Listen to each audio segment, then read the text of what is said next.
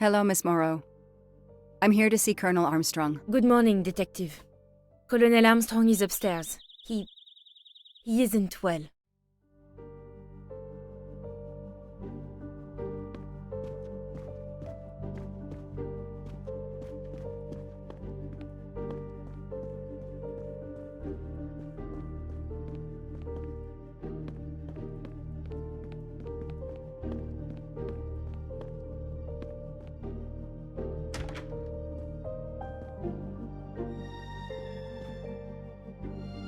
Nothing's been touched. It's as if Daisy might walk in at any moment and begin to play.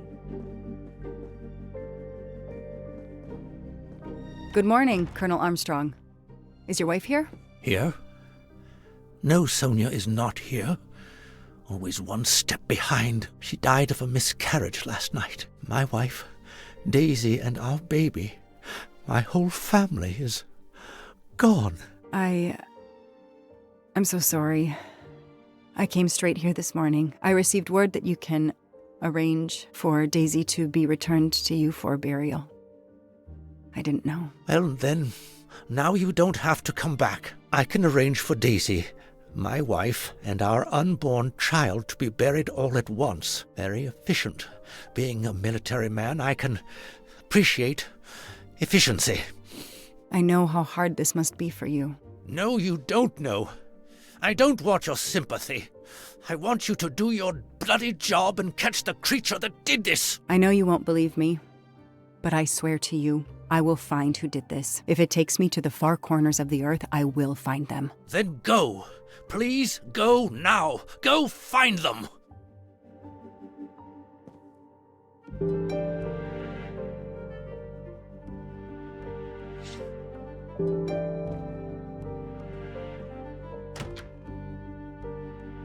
The house that once held the laughter of a child now feels so empty. I'm not giving up. I'm a part of this case, or the case is a part of me.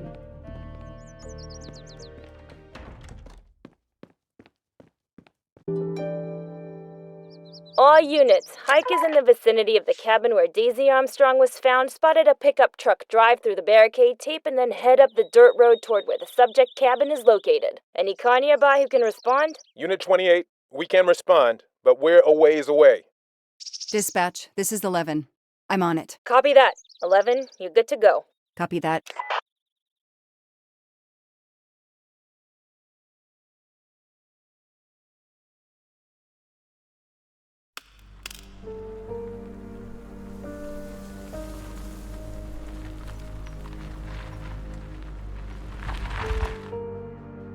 Okay, there's the pickup. Let's see who ignored our barricade tape. 11 here. I'm at the cabin. Someone has broken in. Are you requesting backup? Not yet. I'm going to take a look around. Copy that, 11.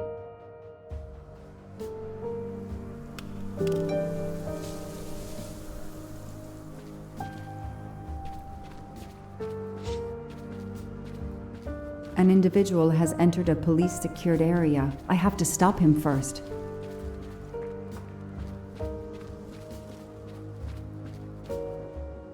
Footprints.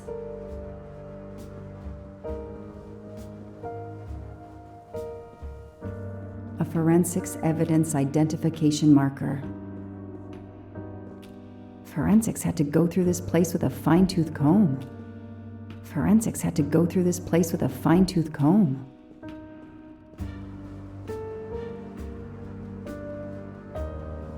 He's not here. That's where I found Fluffy, Daisy's special toy. I hope we returned him to the family.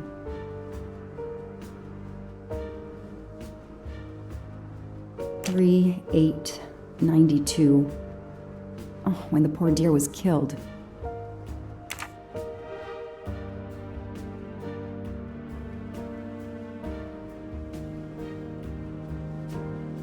A forensics evidence identification marker.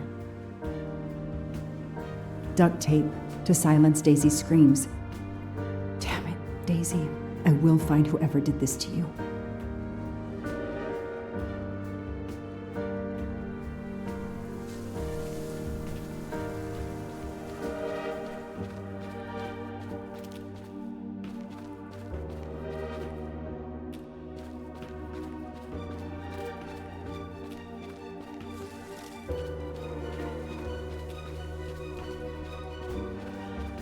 An individual has entered a police-secured area. I have to stop him first.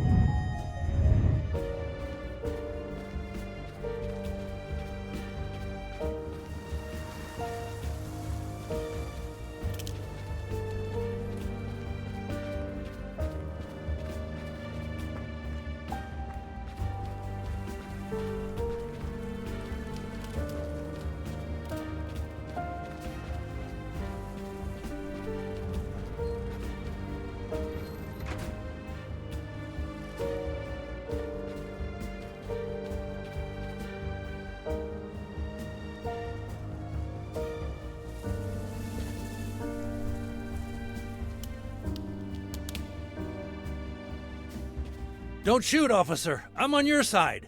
Sir, keep your hands where I can see them. Sure, no problem. Sir, this is a crime scene. Who the hell are you? I'm a reporter. Boston 6 News. You can get us on cable even here in the mountains. They haven't heard of crime scene tape in a big city like Boston? All right, that wasn't my best move. I got all excited. I didn't expect to find the place deserted. It was hard to resist. You should have tried harder. I'm placing you under arrest. You should be thanking me. Look what you apparently missed and I found. We'll get to that, but you're going to answer some questions first. I'm more used to asking questions, but fire away. Who are you exactly? I'm Michael Clark, journalist for Boston 6 News. Off camera, but someday I'm going to be anchor. You just wait. Do you have a way to prove that? My press card's in my truck. What are you doing here? You should know a crime scene is off limits. I'm investigating the Daisy Armstrong kidnapping like you. Does the pickup parked in front of the cabin belong to you? Yes, indeed, it's mine. I'll check. Show me your hands. I'm gonna cuff you. I'm sure we can work out a deal. Put your hands in front of you.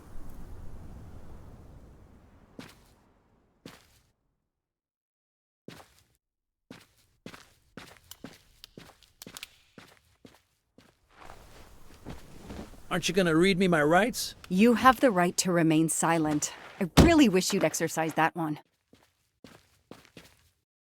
Dispatch, this is 11.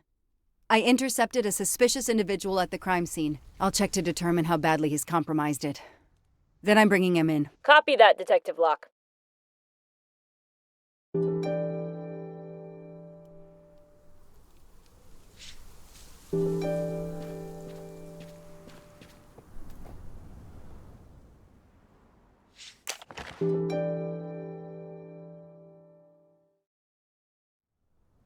Clark's press card, and the phone number of the newspaper is on it. Ah, good. I can give him a call.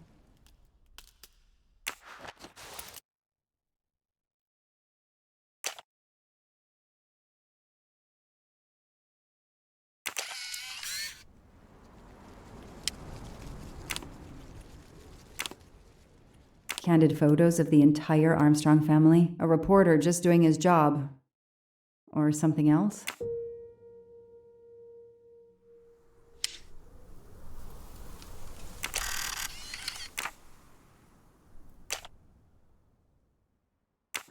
The glove compartment is closed.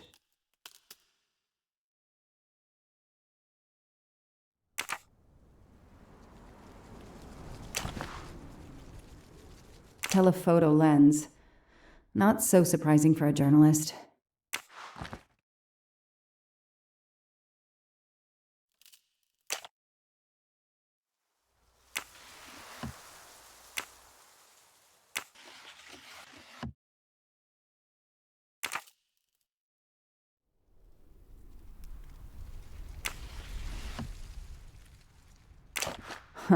Car keys in the sun visor.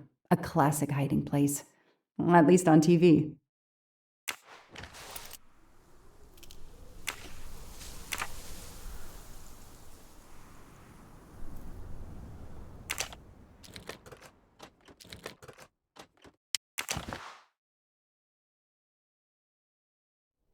The vehicle registration is not in the name of Michael Clark or a rental company.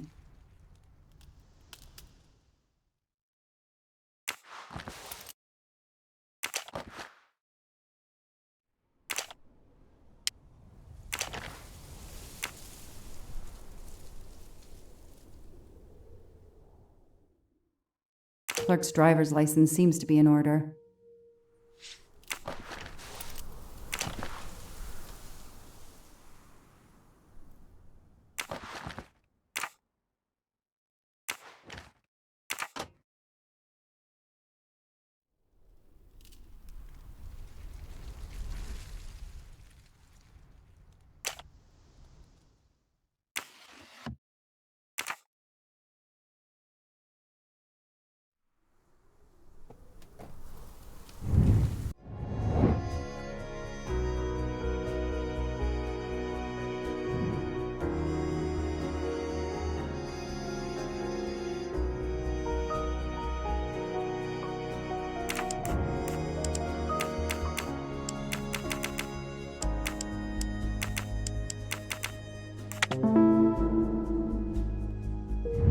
Hey, I'm a pretty good detective after all.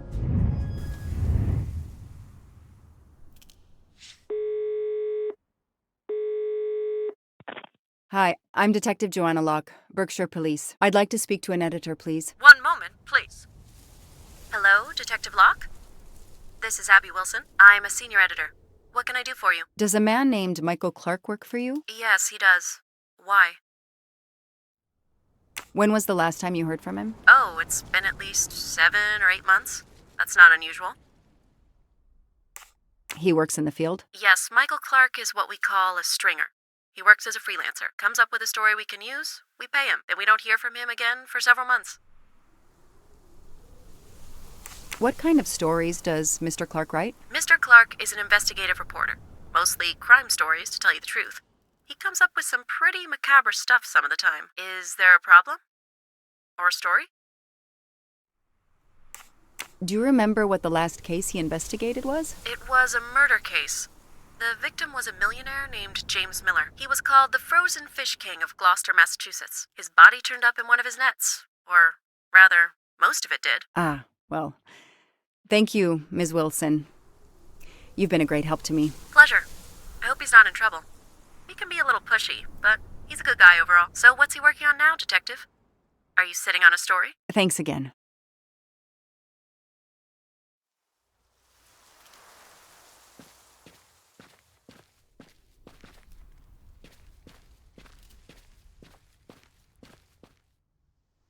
This outline is the same shape and size as the gasoline can.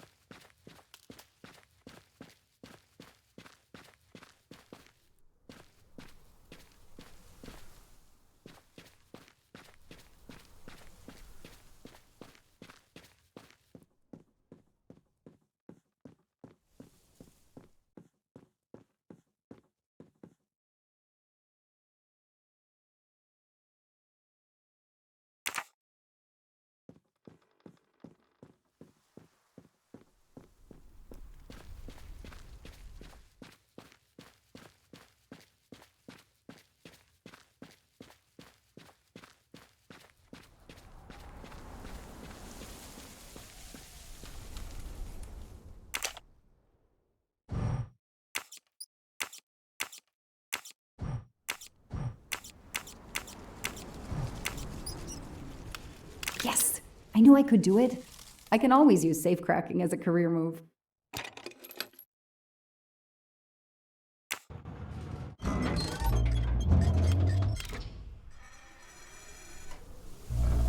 There. Now let's see what secrets you're hiding.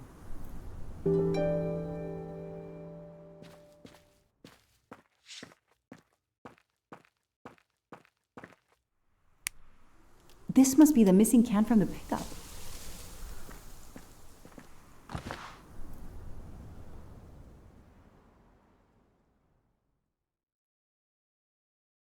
The cap's been damaged, and some gasoline has leaked out.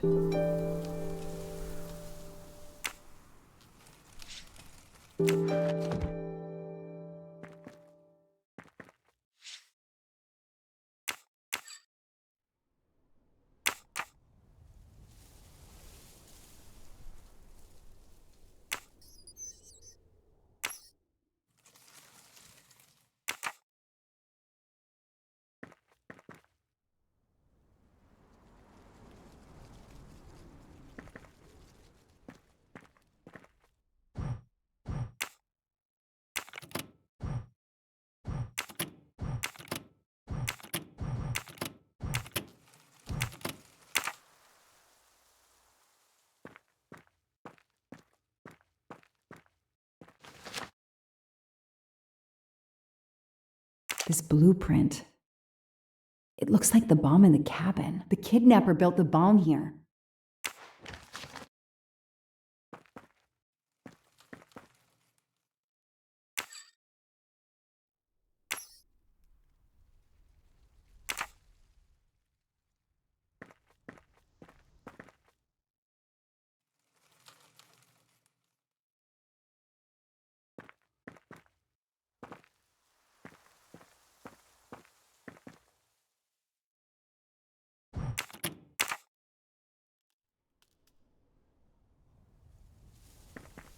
This bunker looks like it's as old as the cabin.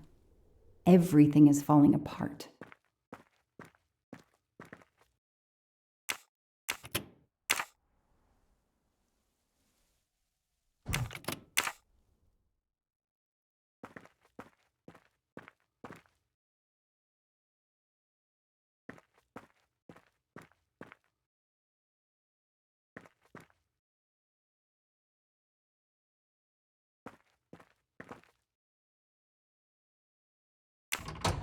No, doesn't work.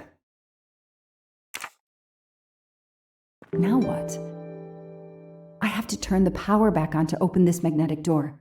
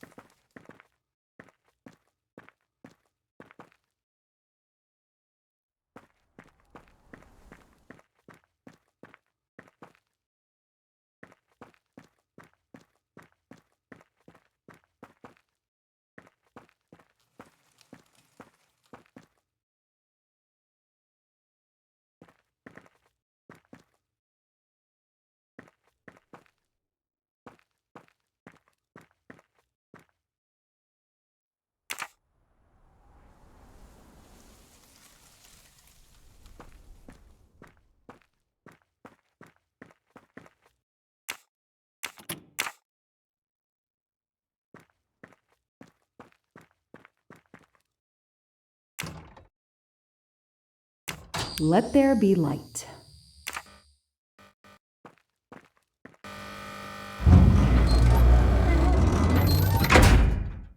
Perfect, it works.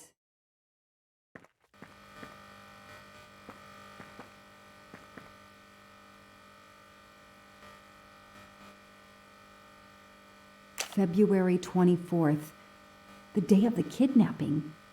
They knew about the party and everything.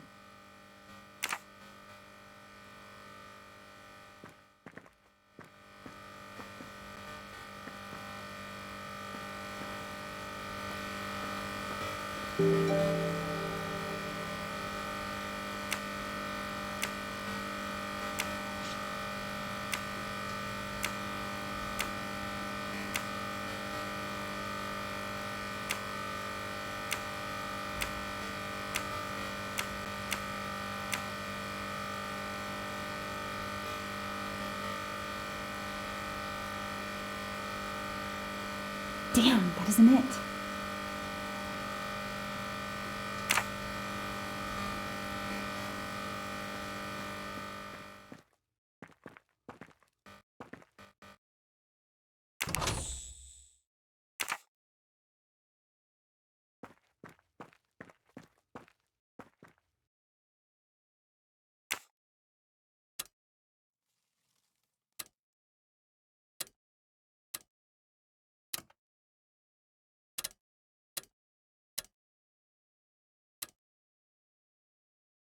No, that didn't work.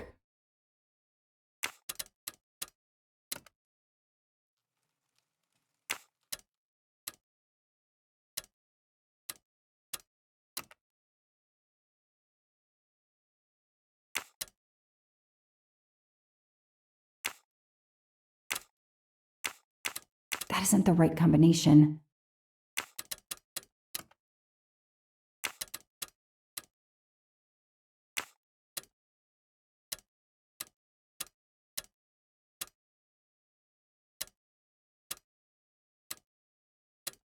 Damn, that isn't it.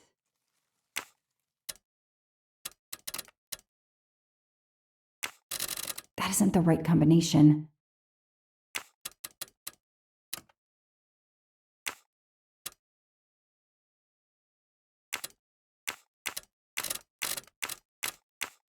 No, that didn't work.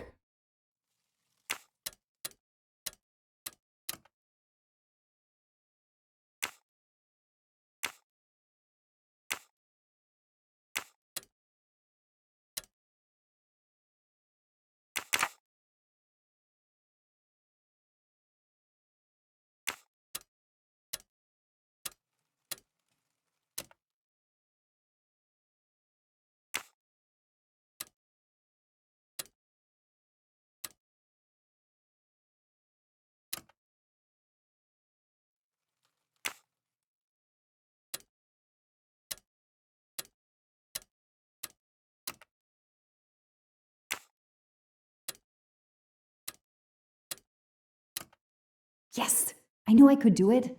I can always use safecracking as a career move.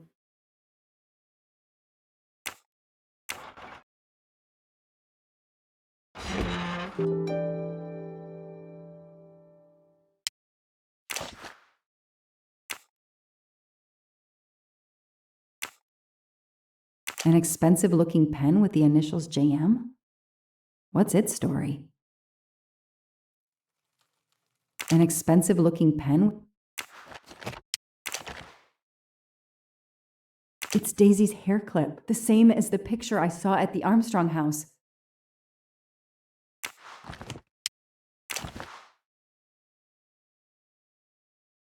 That looks like a hair caught in the band around the money. Forensics will tell me for sure, but that doesn't look like Daisy's color.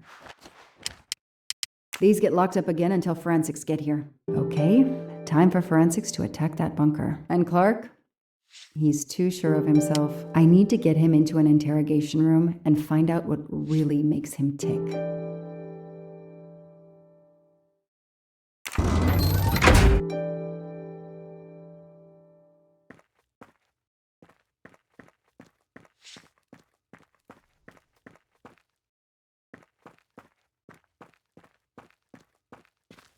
I'll secure the bunker for forensics.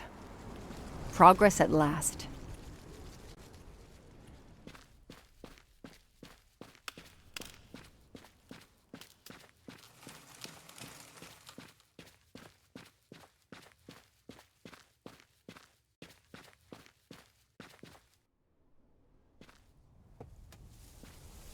I know my rights. You can't keep somebody locked up in a car like this, you know. You wouldn't do it if I was a dog. Do they have bathrooms at the station?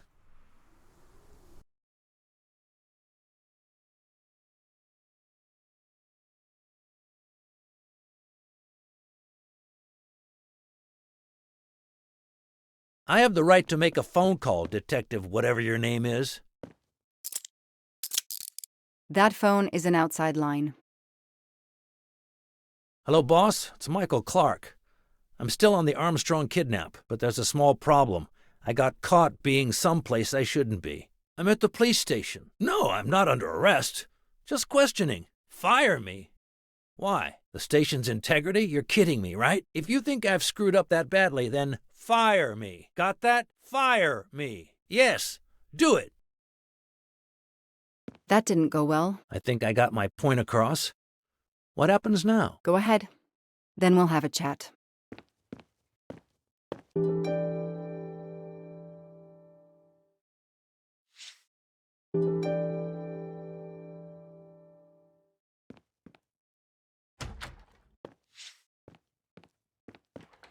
Now that we've taken your DNA, we can begin. Interview of suspect Michael Clark, 6 p.m., March 30th, 2019. This interview is being recorded. By elves behind the mirror, no doubt? You were arrested at a crime scene where you damaged police barricade tape. I'll pay for a new role. That's a Class A misdemeanor, and it carries a $500 fine. Oh, that's unfortunate. To begin with, where were you on the night Daisy Armstrong was kidnapped? I was watching TV in my motel room, but I had my police scanner on.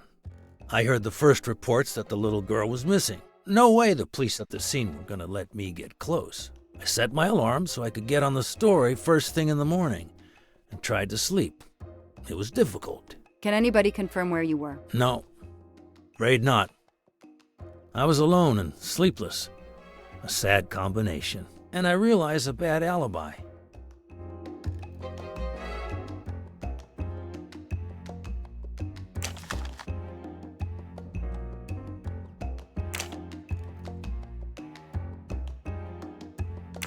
Let's move on to the gas cans and what we found in your pockets when you were brought in here today. That sounds exciting.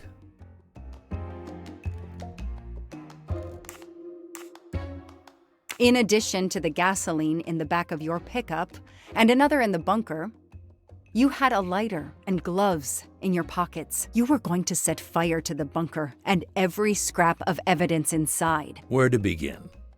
I'm sorry to disappoint you, but I wasn't planning to use these things to destroy the crime scene. I've been around crime scenes my entire career. I brought the gloves so as not to contaminate it with my fingerprints. The gas can in the back of my pickup, I use it to put gas in the truck. Gas stations are few and far between in your mountains. I didn't know there was a gas can in the bunker. If that's true, I did you a favor. My arrival obviously scared off somebody planning to burn everything. Do you also have an excuse for your lighter? The lighter? I'm trying to quit smoking. I used the lighter as a reminder not to start again.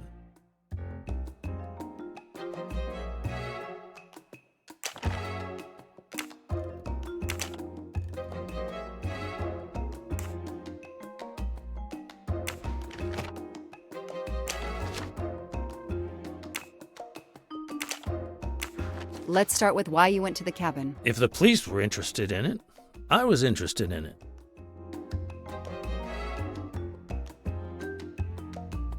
How did you find the cabin? Police radio.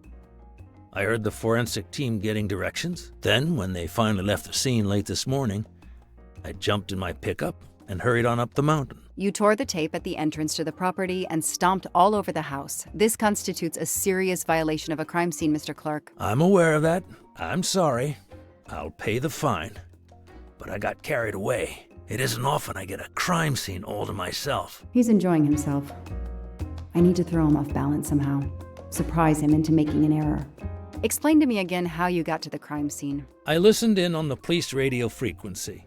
Anybody can do it with a scanner. I headed for the crime scene in my trusty pickup, like I've done for years. After the forensic team left, I needed to see the crime scene for myself. I got to the bunker just before you arrived.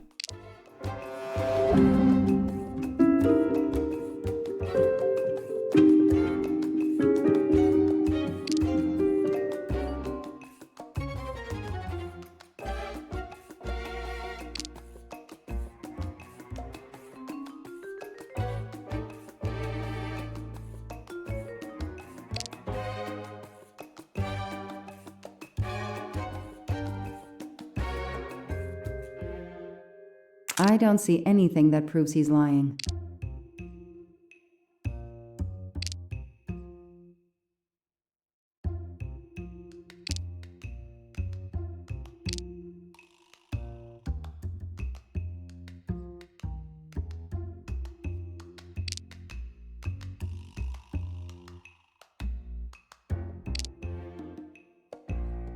It won't be easy to prove he's lying.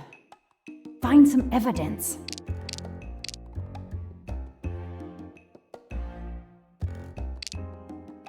You said you've been driving that pickup for years? You heard right.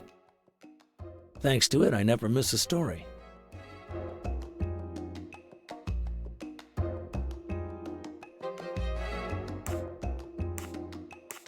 I found your driver's license in your truck. It's not a great picture, but it's me, all right. If it's a fake, it's a really good one. Looks authentic.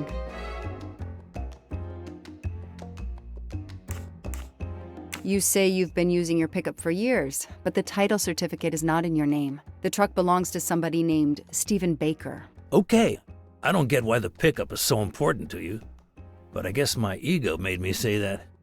Yeah, the pickup was lent to me by a friend. I couldn't afford it even with a loan. I think you stole it, Mr. Clark. You needed a pickup like that for our mountain roads, so you stole that one. Try proving it. But while you run off on some wild goose chase, you can't hold me.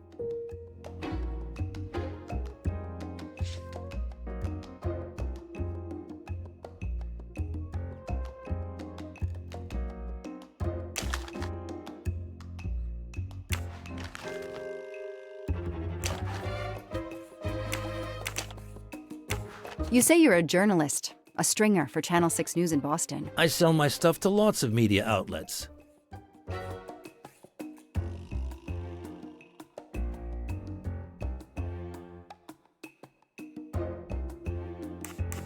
How is your editor doing? Last time we spoke, she was fine. But that was months ago. What's her name again? I work for lots of stations and lots of editors. She knows your name, but you don't remember hers? I'm not great with names. It's Kelly Johnson. Oh yeah, Kelly. I just made that name up. Good for you. Her name is Abby Wilson. Mr. Clark, you lie like you breathe. Huh. Well, that was mean. He thinks he's invincible. I need to play his ego. That's the key. What are you doing in the Berkshires? And what is your connection to the Armstrong case? For the past few months, I've been working on a big case. Boston 6 News was looking forward to my next story. The Armstrongs have been on my list of potential targets for a long time. I changed gears when Daisy was kidnapped and started investigating the Armstrongs.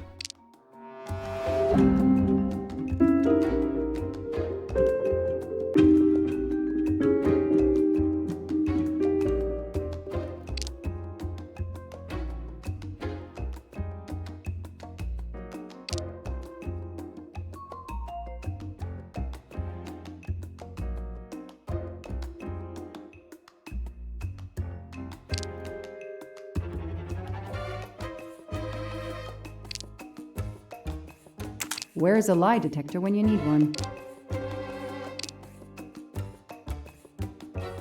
I need proof, not guesswork.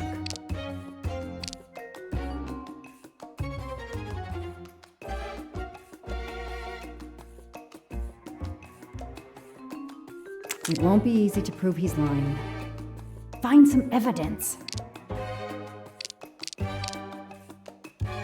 So you just stumbled on a major kidnapping story during your stay in the Berkshires. Yeah, I was researching PCBs in the river for crying out loud. Then, wow, the Armstrongs. That's not a Science Sunday report. That's a lead. Sometimes you just get lucky.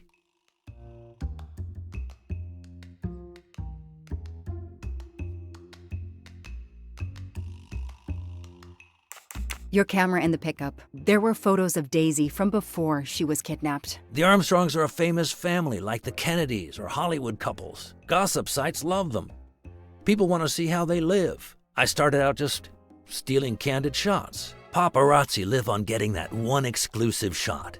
Steamy, intimate, whatever. Then when the kidnapping happened, I realized I was here first. What an opportunity, and I jumped at it. You have an answer for everything. You're not very good at this, are you? How long have you been on the job? Long enough to put you away for life, if you killed that little girl. I know that Clark is lying. I need to reconstruct the whole sequence of events in order to understand what happened.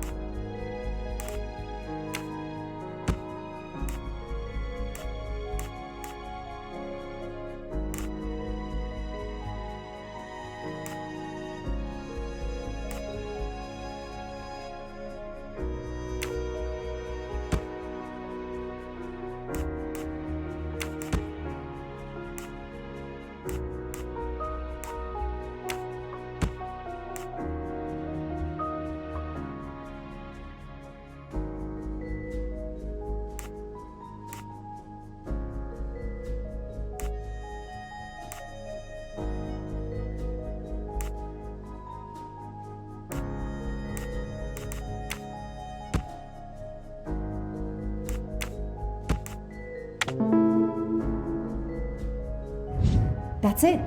No rookie mistake there.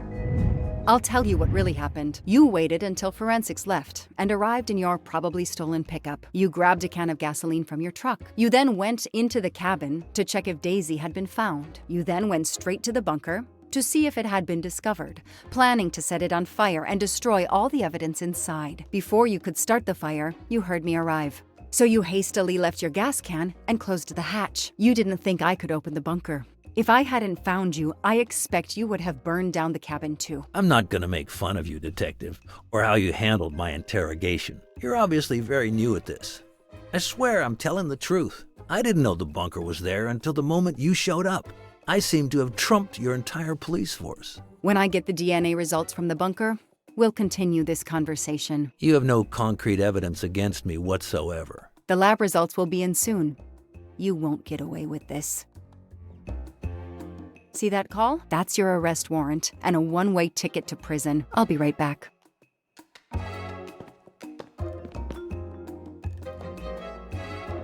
Hello, sir. I think I found the man who kidnapped Daisy Armstrong. I'm interrogating him now. Hold on, Detective Locke. I have some bad news. Someone set fire to the cabin in the bunker. The fire department is on the scene, but they say it's too late. That's impossible. My suspect has been in the interrogation room with me all evening. We can't hold him. Suzanne Moreau. Her fingerprints are on the wine bottle found in the cabin. We also found an unknown person's fingerprints, but they don't match your suspects. Sir, with all due respect, I'm convinced Michael Clark is involved. Detective, I'm cutting you some slack already, but we cannot hold your suspect simply because you're convinced he's guilty. We have evidence that Suzanne was working with an accomplice, Noah Garrity. I order you to release the reporter and arrest this Moreau. Let me just check my last lead. The DNA analysis of the hair found in the bunker safe. The results just came in. I know how hard this is. Okay. Get the DNA results. Detective Locke, I will give you 1 hour maximum. Then you close the file and arrest Suzanne Moreau. Thank you, sir.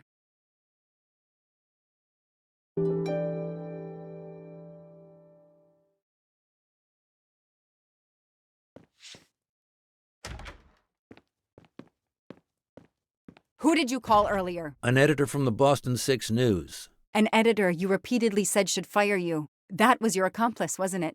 You were telling him to start the fire. An accomplice?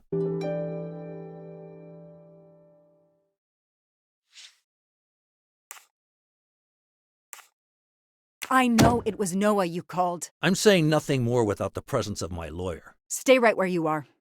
I'm not done with you yet. Wow. Do I hear grounds for a lawsuit? Some poor innocent woman is being accused instead of you. You set her up, didn't you? You have to let me go, Detective. All I need is one more phone call to the lab. I know it's you, and I'm going to prove it. Hello, this is Joanna Locke. I need the results of the DNA test I asked you for. Hi, Detective. Sorry, we only have the DNA sequence. We haven't had time to compare it with the suspects yet. It'll take 7 more hours. I'm sorry, but you are not the only one on the waiting list. Send your analysis to my computer in the office. I'll do the comparison myself. I need authorization. I have a murderer who is going to walk free unless I get those results now. Fine, we'll send it to you right away, but I'll have to log this. It's my last chance.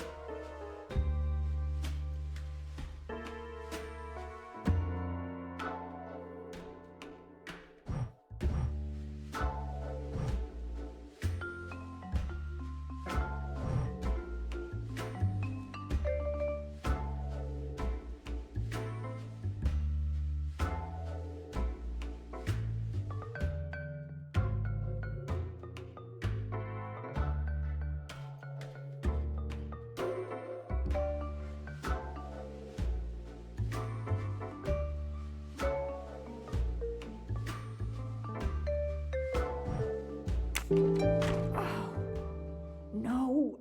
No! Suzanne? I don't understand. I was sure it would be Clark's hair. I'll have to let him go.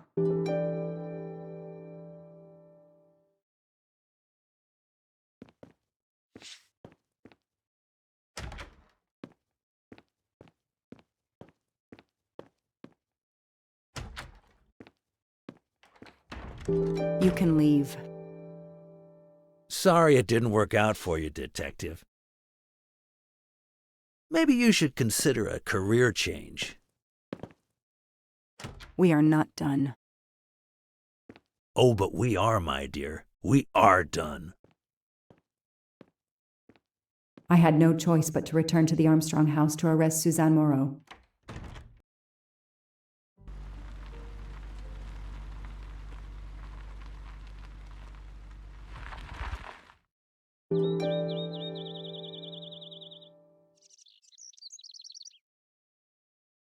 The arrest warrant for Suzanne Moreau.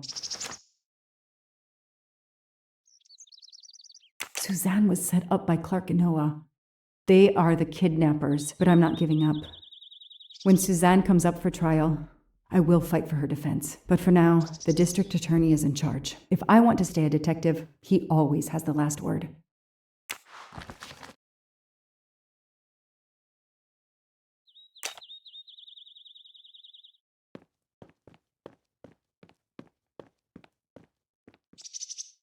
The door is wide open. How strange. Hey, is anyone there? Miss Moreau? Miss Moreau? This is Detective Locke.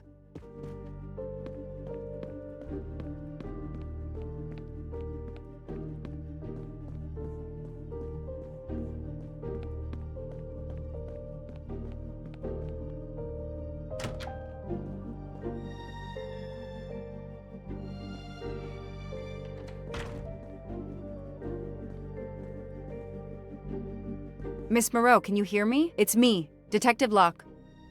You must get up now. Miss Moreau? Miss Moreau, can you hear me? Suzanne Moreau is dead. There are no traces of blows or injuries on her body. She doesn't seem to have defended herself from anyone.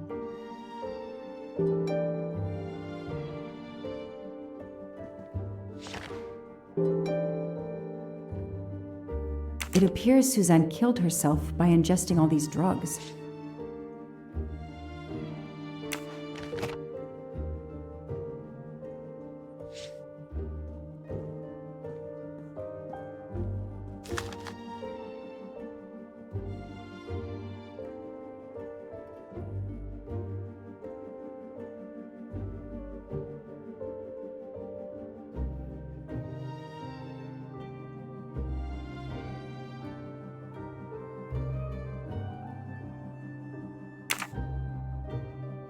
Suzanne was telling the truth about her mother.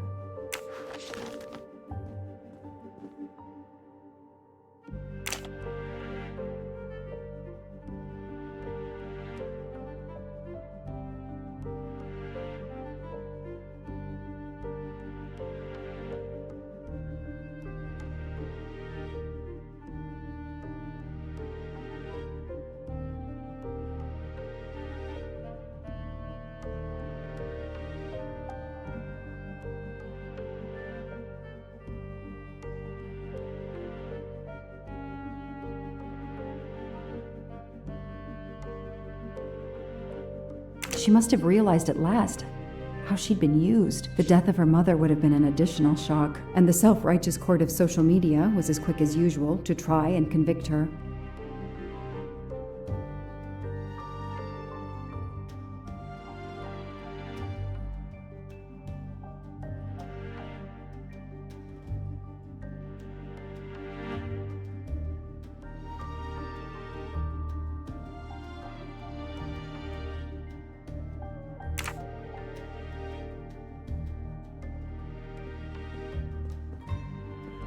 Suzanne's diary is missing.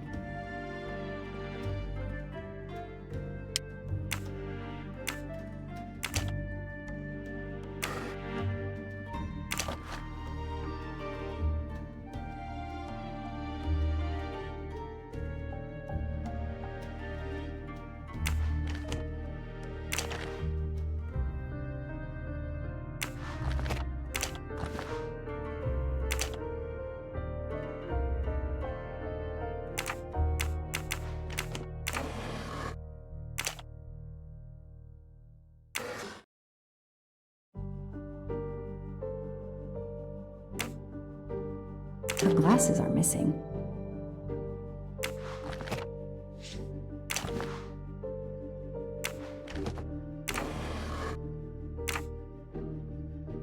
I called the district attorney to inform him.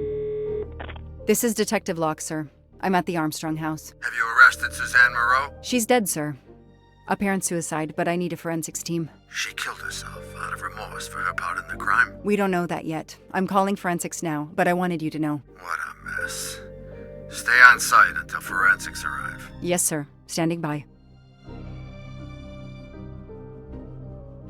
The investigation was officially closed. I was certain that she was innocent, and Clark had been responsible for 4 deaths and then vanished into thin air. With $1 million. Dollars marked, though, and not easily spent. I didn't care if the case was officially closed. I swore, Mr. Poirot, whatever it took, I would hunt him down.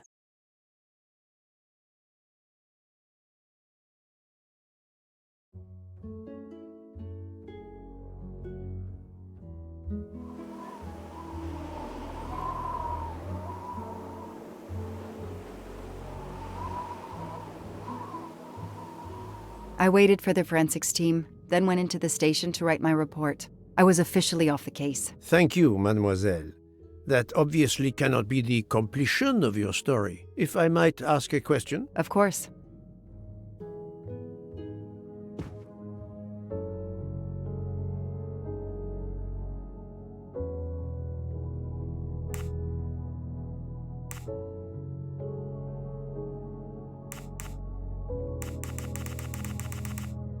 Suzanne Moreau's boyfriend, the one who manipulated her and burned down the cabin. This was Ratchet? No, he was an accomplice. Clark, the phony journalist, was the leader. Michael Clark, the reporter. He was Ratchet? Absolutely. I was the only law enforcement official to question Clark. I knew this wasn't his first kidnapping. You looked for similar cases. What do you Americans call the MMOs? Means, motive, and opportunity. Yes, I looked for someone in plain sight. Someone on the edge of a kidnapping case. Someone in plain view, keeping track of the investigations. An innocent witness, a concerned neighbor, even another reporter. And eventually you found a name behind an alias. Yes, I found a name. Cassetti, the real name. The real name of the man you call Ratchet is Cassetti. This explains much, mademoiselle, but not all. It explains why she is our number one suspect. But not how she came to be on this train. Attends, she has grown pale. I don't know what's wrong with me. Excuse me, Mr. Poirot. I don't feel very well. You are exhausted and still feeling the effects of the drug. Stay with us, mademoiselle. One more effort. I need to know your recent movements. I snuck aboard the train. This I observed. You came directly to this room? Yes, and other than a couple of careful trips to the ladies yesterday, I never left this room. I didn't want to be spotted by Ratchet. Yesterday, I chatted with my roommate, Miss Schmidt, I think, here in our room. She brought me some dinner. I got very sleepy and nodded off. And now she nods off again. Is this a joke? She must be faking, so we can't interrogate her further, Poirot. No, Book. She really seems to have fallen asleep again. It is my fault. She must have been given a dangerous dose of sleeping pills last night. The effects should wear off soon, I hope, but I am afraid asking her to tell us her story was too much for her. Pinch her, Poirot. She's faking. Her eyes are dilated. She is not faking, and there will be no pinching. Dr. Constantine, please stay with her. Monsieur Book, ask the other passengers to gather in the dining car. There are still many questions I need to ask. But all of them together? Won't someone overhear your questioning the others? I will speak softly because I am trained to do so. They will speak softly because they want to. Very well. I will do as you say.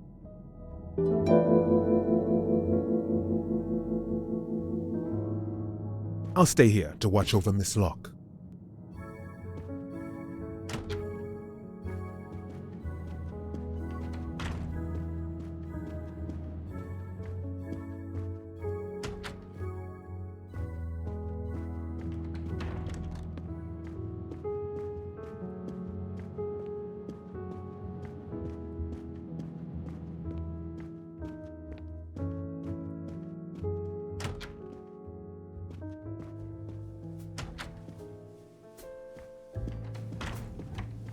I hope we will be leaving soon.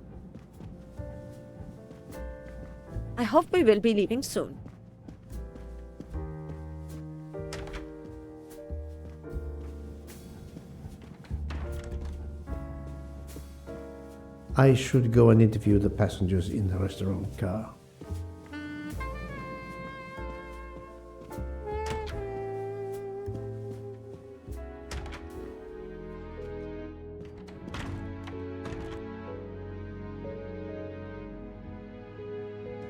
The passengers who agreed to come and talk to you are assembled, Poirot. Mr. Masterman is already here to answer your questions. Perfect. Thank you, my friend. Sit down, Monsieur Masterman, please. Thank you. Does the name Cassetti mean anything to you? No. Should it? Have you heard of the Armstrong kidnapping case? Of course. It was all over the news a few years ago. Your employer's real name is Cassetti. He was the man behind that kidnapping. Mr. Ratchet was... He murdered that poor little girl? Mr. McQueen, the man you worked for is a kidnapper named Cassetti. What? What kidnapping? He murdered his victim, a child named Daisy Armstrong. The Armstrong kidnapping? You had no idea of Monsieur Ratchet's real name? Damn skunk! Why are you so upset? My father was the district attorney who handled the case, Mr. Poirot. I saw Mrs. Armstrong more than once. She was a lovely woman, so gentle and heartbroken. If ever a man deserved what he got, Ratchet, or Cassetti, is the man. He didn't deserve to live. Madame Olson, have you heard of the Daisy Armstrong case? No, I've never heard of it. It was only 2 years ago. It was famous. Maybe so, but it was not famous in Spain, where I have been helping the refugees from Africa. You've never heard the name Daisy Armstrong? No, never. Daisy Armstrong? No. No. No! No! Yes. It was all over the English tabloids before I went to Jordan. A horrific crime that claimed the lives of an entire family and their wrongfully accused nanny. That's right, isn't it? Quite so. I thought the culprit had been punished. Some might say that the culprit was punished last night. Oh, my heavens. May I ask you a few more questions? Yes, of course. You read about the crime, as you said, in the tabloids. Yes, that's right. For weeks, news of the royal family was eclipsed. Have you ever been to the United States, mademoiselle? No, never. Jordan was really my first trip abroad. You were in Jordan? Yes, I was an English tutor there to the children of a high official. Until recently. What is your relationship to Captain Arbuthnot? Who? A former soldier traveling with us. You must have met him. Ah, yes, I met him on the platform in Istanbul. We only had a brief exchange of pleasantries, nothing more. British Reserve and all that. Ah, the British Reserve. Yes, with this I am familiar.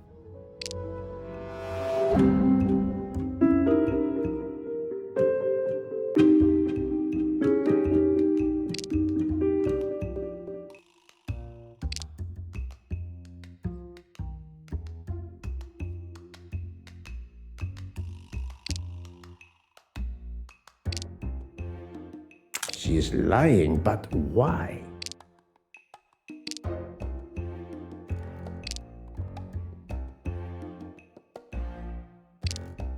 Oh, the truth cannot hide from Poirot forever. Are you sure everything you have told me is accurate, Mademoiselle Debenham? Of course.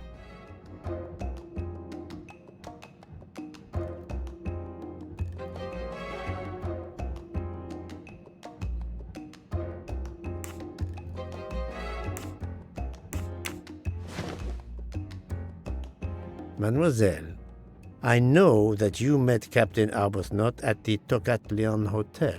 You were spying on me? I am very attentive to my surroundings. It helps in my profession. Well, it's your word against mine.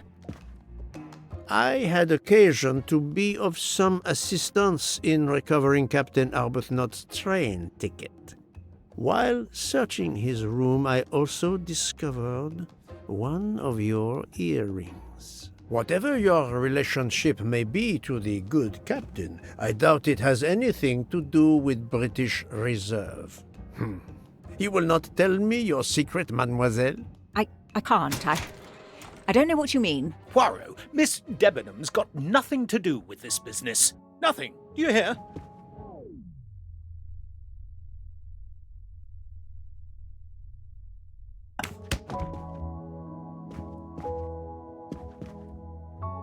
Archie, stop! Captain, no! This behavior is unworthy of an officer and a gentleman. Leave her alone! Have you no honor? Archie, we should go. Captain Arbuthnot, I am certain you are a brave soldier, but you are a poor actor. The truth is that your relationship with Miss Debenham is beyond doubt, Captain. Your reaction was apparently that of a man trying to protect the woman he loves. I might understand that if your relationship were some cleverly disguised secret, but it is not. You make puppy dog eyes at one another at every opportunity. You cannot hide your love. Everybody knows. I advise you to stop with your accusations, Mr. Poirot. I'm going to escort Miss Debenham back to her compartment. Make of that what you will. The captain and Mademoiselle Debenham are obviously adamant about not revealing their relationship, but this scene convinced me there is more that is not so obvious. This murder has everyone on edge.